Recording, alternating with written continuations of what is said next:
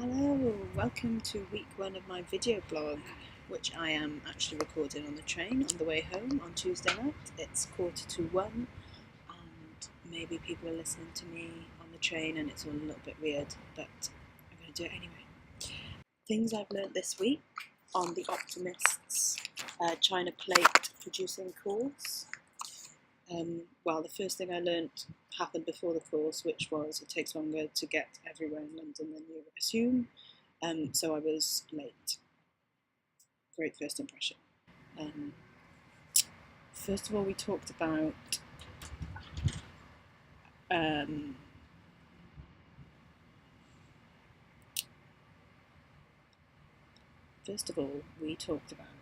how to talk about your idea, how to talk about your project. How do you convince other people this is a project that they should be involved with, or something they should see, or something they should invest in, or something they should even be interested in listening to you about? And it was really interesting to hear other people talk about their own projects. There's a lot of passionate people out there who are sometimes more articulate than you, most of the time more articulate than you. Work on being articulate. This is what these videos are about. Then we moved on. We talked about who you are as a producer and what your long-term aims are. Where do you see yourself in 5 years, 10 years? And a mission statement about you and your work, which at this moment in time is difficult for me. I don't know if I am ready to nail down exactly the type of work that I want to make and for who and why.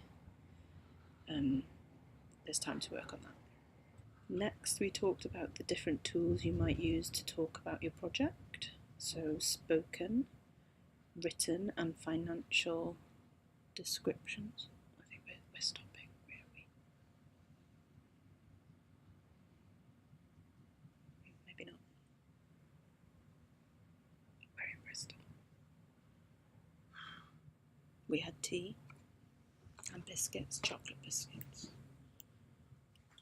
So we were given this folder, and in the folder there's information about what we're going to do each week on the course. There we go. And in the folder we've got a checklist of everything that a producer does. It's loads of pages long. There's loads of things to do as a producer. And then each week we'll be given the notes and we'll pop them in this folder. This list's quite scary. There was a slideshow. I took photographs of the slides. You can't see that, can you? No. This was an interesting slide. So, what approach suits you and your work? As you sit down to write your company mission statement, maybe use these questions as prompts. Who are you and why did you come together? Well, I'm Glasney and it's just me. I'm not together with anyone else. Maybe in the future I would be. And why am I doing this? Because I want to have more creative input, more control, and I don't want to do any manual labour. Can you agree on 3 things that you believe in? Agree on. I believe in innovating, not being scared of trying new things even if you're going to fail. That story is key and that human empathy is always a good place to start. There's no point telling the story if nobody thinks it's something for them, is there? Can you describe the kind of theatre that you would like to make? I would like it to be mixed genre, with digital elements and immersive, the scary word, immersive elements. possibly site-specific elements.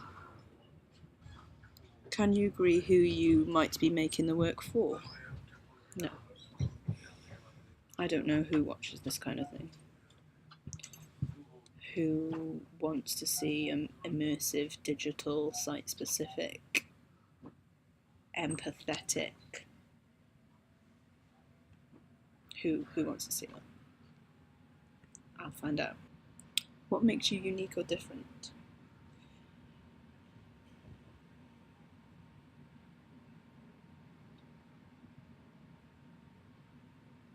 This mission statement is going to be hard. So the train stopped in Bristol for about half an hour, which was really annoying because I just want to go home because I'm tired. But in that half an hour, I watched back what I'd been talking about previously and realised that I didn't really seem like an optimist. I am excited about this course and I am optimistic about what I can achieve. I am optimistic about this course.